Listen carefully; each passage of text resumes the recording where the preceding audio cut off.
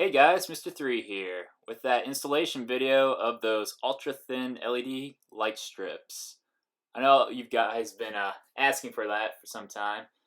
Been a little busy, but yeah, here it is. As you can see, I just took out some of the pins here.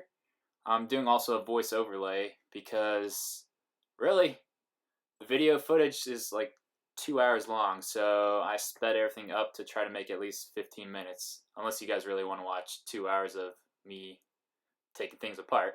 But yeah, pop out the clips, unscrew, um, and then let's see how it goes.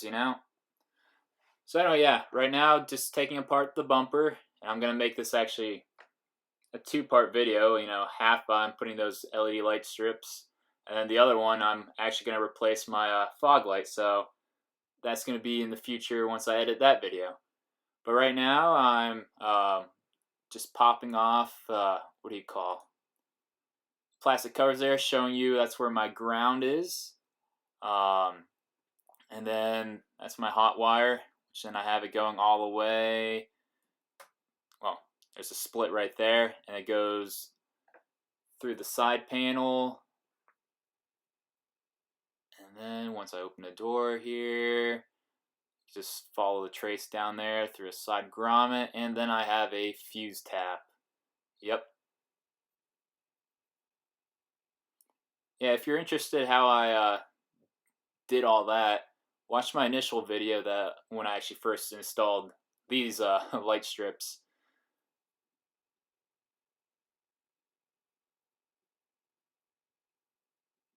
Yep, just cutting the wires. Gonna soon peel off the old ones. And I had some 3M double-sided tape there, so I have to now just take one of those pry tool bars, or it's from that one kit that you can use to pry. It is a pry tool bar. So yeah, just take off that adhesive, and then I just used glass cleaner just to clean up the area better to make sure I had a clean surface. So a few sprays of that, rub it down, looks almost new.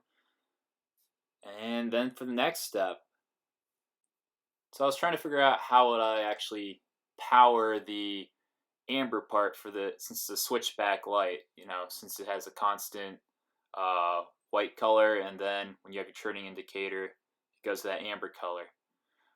So what I decided was the best way was just to actually run that wire at the contact point of the bulb itself, because I didn't want to actually splice my own wire or even put one of those connectors that just pierces in, because if you get any moisture in there, then you screw up your original light bulb. So this idea actually worked pretty well, and it fed through. I'll show you later on in the video how it goes, but I just was testing out my theory. So yeah, I just used those alligator clips and checked out and seeing how I was going to lay it down. You want the flow go from the center to the out, or that's how I wanted mine. Some people can put theirs on the bottom and some can put it on top. But then I was just right now, stripping my initial power wire there and getting everything prepared for once I put the connectors, those butt connectors. Yep. And they did have the heat shrink coating on there, so it kind of like makes a gel barrier to protect the wire. But I also still put some heat shrink tubing, make it all professional. But yeah, right now I was just double checking that power is still coming through there, and yeah, making sure I had a solid connection, because I don't want to go retrace steps and that. So yeah, just use the heat gun there.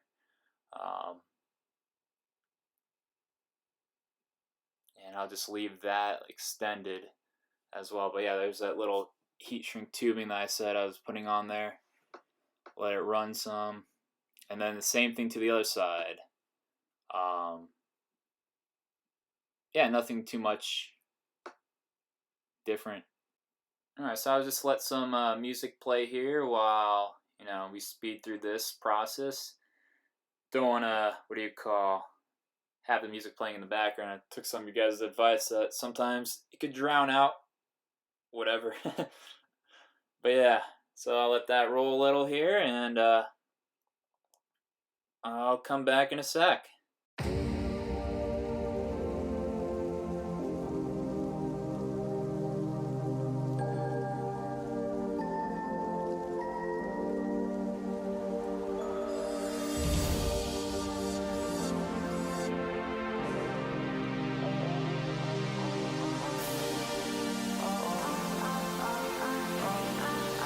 Alright, and we're back. So, as you can see, I'm putting some protective tubing on my wires that I placed. That's left over, or actually originally from a fog light kit, which I was using as a replacement part for the broken fog light. Which you guys could see that video if you want. But I was not happy with that kit, and there was stuff that was missing. So I was like, okay, you know what? I'm gonna still try to make something out of it, but I'm gonna use whatever parts I've had, and hey, that thing works for what I needed there. And I wasn't gonna return it back to eBay. And next step is peeling off the tape adhesive, which was actually pretty sticky in general. Interesting thing, well, it's just double-sided tape that they gave or provided. So I was just showing you, yeah, how easy it is just to apply. Just firmly press down, and I didn't have to use any extra 3M tape. But once I had in the spot, yeah, I was happy with it there.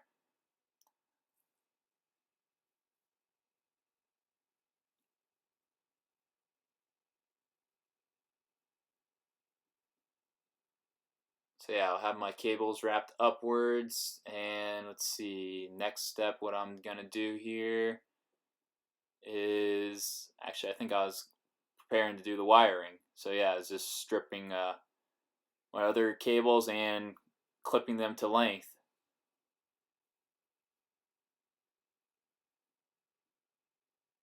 Alright, here's a closer up view.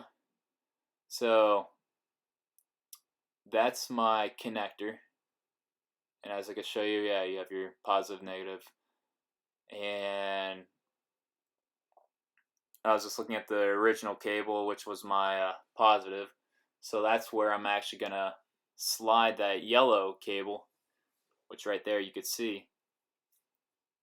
That's how I actually just slid it in there and put in that spot. And once you put the bulb on, it completely, protects the seal, and it's not too tight in general. So the clip does not have to worry about breaking. Those are thin wires in general. But yeah, I'll have to pull it apart here in a second, because at that time I was like, wait a sec, I need to attach my other wires, my ground, and the positive for the white color as well. So pop that out right here. And then yeah, make those connections.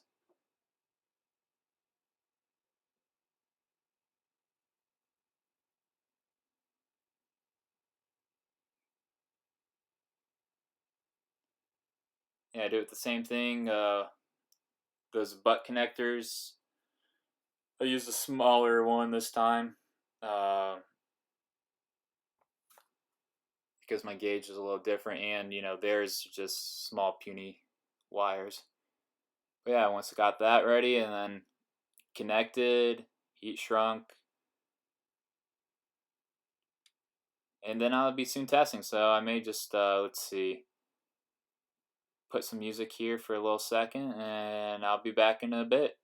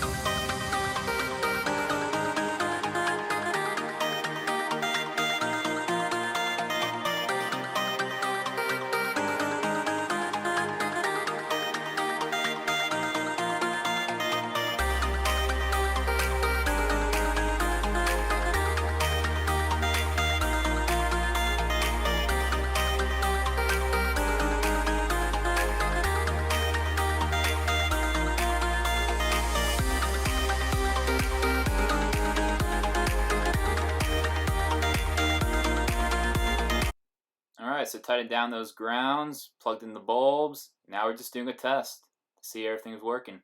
So, put on the hazards. Both bulbs are flashing, and the strips are going too.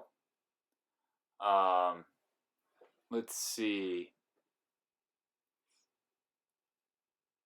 Oh yeah.